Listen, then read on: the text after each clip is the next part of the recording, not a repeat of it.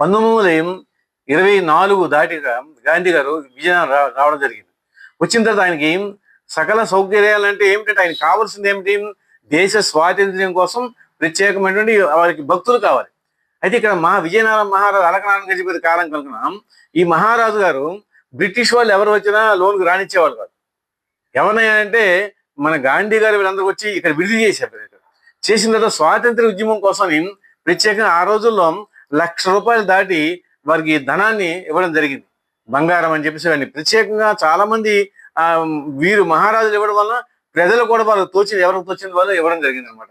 తర్వాత మరొక 5 ఏళ్ళు అయిన తర్వాత మళ్ళీ ఒకసారి గాంధీ గారు వచ్చి మహారాజు యొక్క ఈ ఉన్న ఈ కోటలో వాళ్ళు విడుదల చేశారు.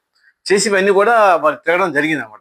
ఇక్కడ ఉపన్యాసాలు కూడా ఇవ్వడం జరిగింది. గాంధీ గారు చెప్పేవాడు. ఎందుకంటే ఈ జిల్లాలకు 3 జిల్లాలకి ప్రధాన కేంద్రం విజయనగరమే.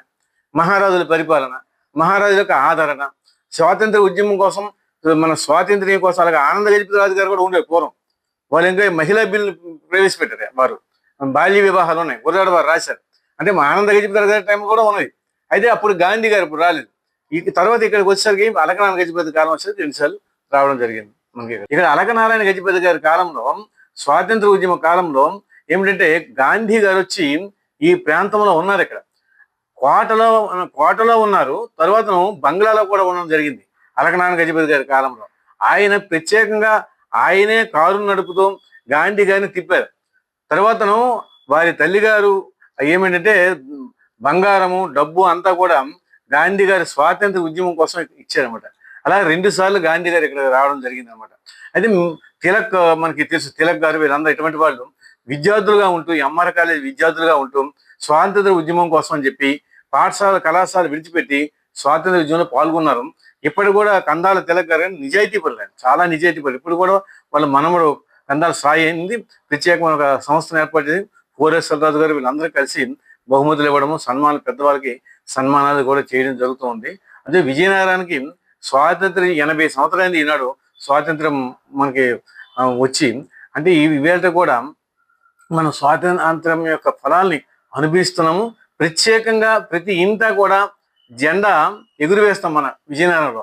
భక్తికి కానీ, శాంతికి కానీ, ప్రశాంతత కానీ విజయనగరం ప్రత్యేకమైనటువంటి ఒక నగరం. ఇది స్వాతంత్ర్యం దగ్గర నుంచి నేటి వరకు కూడా దేశభక్తి కలిగిన వాళ్ళు, రాష్ట్ర భక్తి కలిగిన వాళ్ళు, ఊరు భక్తి కలిగిన వాళ్ళు మన విజయనగరం ప్రజలు. ముఖ్యంగా ఏమిటంటే ఈ మహారాజులు సంగీతము, సాహిత్యము, కళలు, ఈ మనకి కోడి రామూర్తి గారు కావచ్చు, ఆదిపాటి నారాయణ దాస్ గారు, మన గురజాడ అప్పారావు గారు స్వాతంత్ర ఉద్యమంలో పాల్గొన్నారు. మహారాణి గారి మీద గేయాలు కూడా రాశారు.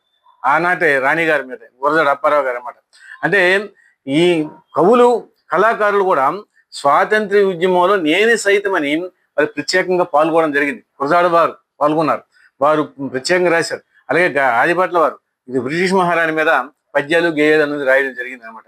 అందుకే మనకి శ్రీకాకుళం, విజయనగరం, విశాఖపట్నం కలిసి ఉండేవి. మా కొద్దీ తెల్ల దొరతనం అని మనకి అదే మనకు గుర్తు వస్తూ ఉంటాయి. గరిమేల సత్యనారాయణ గారు, ఇలాగా వీళ్ళందరూ కూడా పాటలు, పద్యాలు, భూషణం గారు ఉద్యమం తర్వాత అయినా ప్రజా చైతన్యం కోసం వీళ్ళందరూ పాటుపడ్డారు. స్వాతంత్రం వచ్చిన తర్వాతను ప్రజల్లో మళ్ళీ చైతన్యం కలిగించడం కోసమని చాలా మంది కథలు, పాటలు అన్ని రాయడం జరిగింది. ఇది విజయనగరానికి ఎప్పటికి కూడా ఓ ప్రత్యేకమైనటువంటి సంస్కృతి, సంస్కారము విజయనగరం ప్రజలకు ఉన్నది. నాటికి నేటికి ఏనాటి కూడా ఉంటుంది అని